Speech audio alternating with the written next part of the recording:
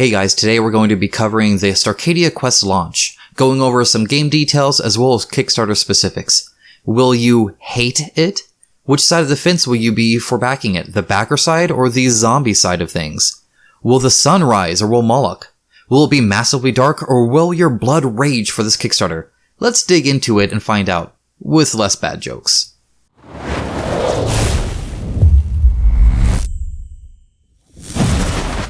First thing to note, Coal Meteor Knot has revamped the Arcadia Quest system to be a bit more streamlined and better align with how they've seen players actually want to play the game. Also note that I have not played Arcadia Quest before, but I will in August of 2019 when this is scheduled to be delivered. Starcadia Quest is the next standalone entry in the Arcadia Quest line of miniature board games. It is a 2 to 4 player sci-fi themed adventure game where each player picks 2 heroes to form a crew that they control. Each crew moves throughout the board, gathering loot to power up, rolling dice to attack monsters, and working towards completing quests that must be finished in order for each scenario.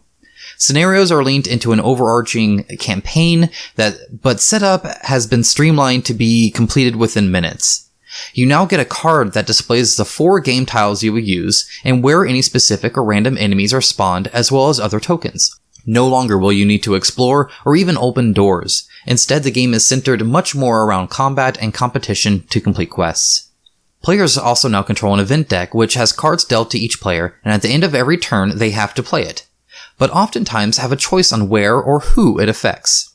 For instance, you might get an event card that causes the ship to hit an asteroid, choosing a tile and then making all miniatures in that tile to move one space in a direction you choose. Others might simply award victory points or short-circuit parts of the ship to wound other players on that tile. There's plenty of loot to be had that all benefit you as you fight other crews and the enemy troopers, officers, and villains.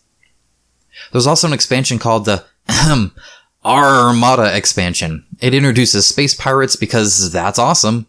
It also offers my favorite miniature, Krabby Meg, which is a goofy-looking shark crab robot dude. This expansion can be added by introducing the Pirate Corvette board that will hold the space pirates as well as the Pirate Assault cards.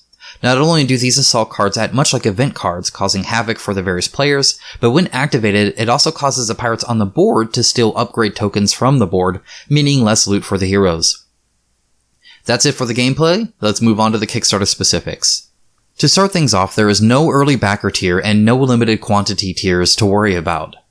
Just 2 basic pledge levels, the first being an $80 tier that comes with the core game, all applicable stretch goals, and the exclusive Major Tom hero. That's 9 hero miniatures, 22 enemy miniatures, a whopping 220 tokens plus cards, custom dice, and more. The next tier comes in at $120 and adds the Armada Expansion plus Kraken Gem exclusive officer miniature. That adds the pirate board and cards, 2 more heroes, and 10 more enemy miniatures. It also adds another 6 scenarios for a new campaign, as well as various tokens and 3 more game tiles, which is kind of odd since scenarios consist of 4 tiles. Perhaps we always use one from the core box?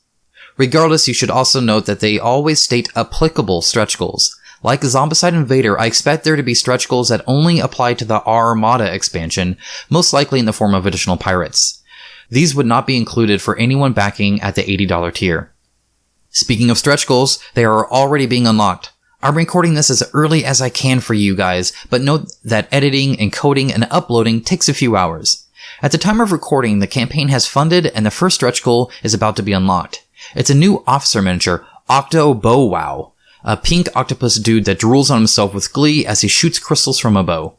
Expect many more to soon be unveiled over the 14 days that the campaign is live on Kickstarter. That's right, it's another shorter campaign, so you only have 2 weeks to decide to back or not, but the pledge manager will be open far longer, I am sure. As stated before, expected delivery is August 2019, and shipping for the US is pegged at about $20. Of course, that can increase depending on the amount of stretch goals and optional add-ons that I am sure will be added. That's it for this quick run through of what's on offer. For more information, I highly suggest visiting the Kickstarter page where you can read the work in progress rulebook and any updated stretch goals. You'll find a link to the Kickstarter in the description below. Thank you for watching. If you liked the video, be sure to help out and click the like button. Subscribe if you want to see more Kickstarter videos such as this, as well as game reviews and miniature paintings covering Rising Sun, Conan, A Song of Ice and Fire, and eventually Starcadia Quest as well. All thanks goes to you viewers and my awesome community over on Patreon. If you're interested in behind the scenes, exclusive content, or a crazy Discord where we discuss everything from what paints to use on a reddish brown fur to how my children are like toilet paper and everything is Banta's fault, please feel free to check out the Patreon link below. Next up will be a miniature painting video for Charlotte from the Eternal War Kickstarter. Catch you then.